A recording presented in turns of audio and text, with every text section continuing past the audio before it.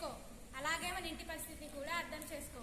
ఆ ముడుములు లేదా వేసుకొని ఊర్లోనే పరువు నిలబెట్టు. పోయి ఇక్కడ నుంచి.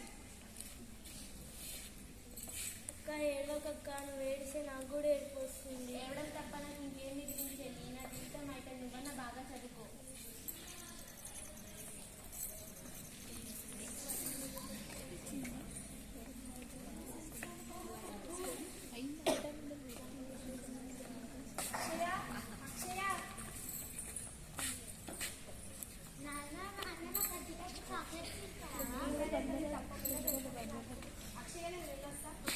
కాలేజ్ అడ్మిషన్ గురించి అడుగుతా అన్నారు కదా, ఈరోజు ఫీజుకి వెళ్తున్నారు కదా, ఆఫీస్ అయిపోయాక నీ కాలేజ్ అడ్మిషన్ తీసుకొని వస్తా.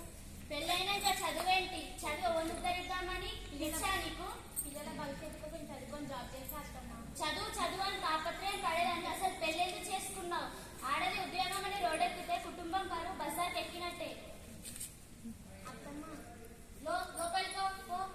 అమ్మ నీకేం తెలియదు, నువ్వు ఊరుకో. అక్షయ నేను వెళ్ళొస్తా, తప్పకుండా నీ కాలేజ్ అడ్మిషన్ తీసుకొని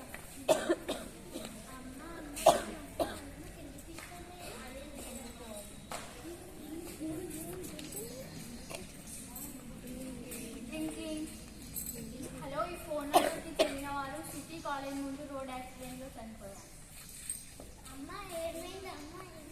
ఏమైంది? కొడుకు సిటీ కాలేజ్ ముందు చనిపోయాడంట అత్తమ్మా. చదువు చదువు అని నా కొడుకుని పొట్టలో పెట్టుకున్నావు కదే, పో ఇక్కడ నుండి వెళ్ళిపో.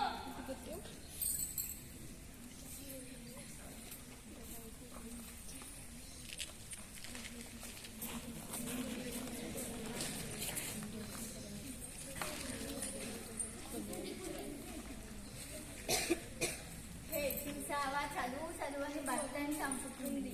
షీ మొహం చూడడానికి అసహ్యంగా ఉంది.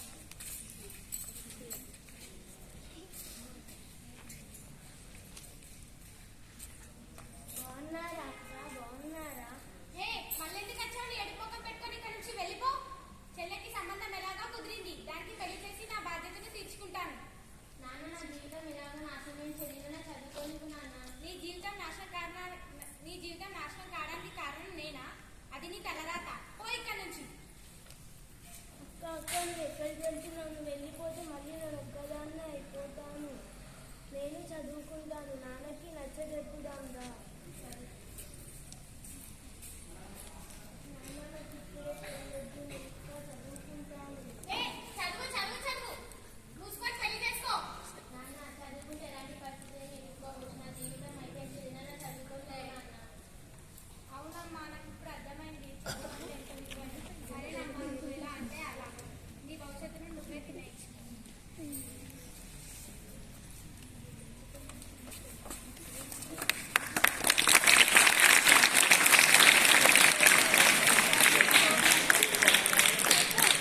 అమ్మాయి భవిత జగతికంతా ఘనత, ఆడపిల్ల చదువు అవనికంతా వెలుగు.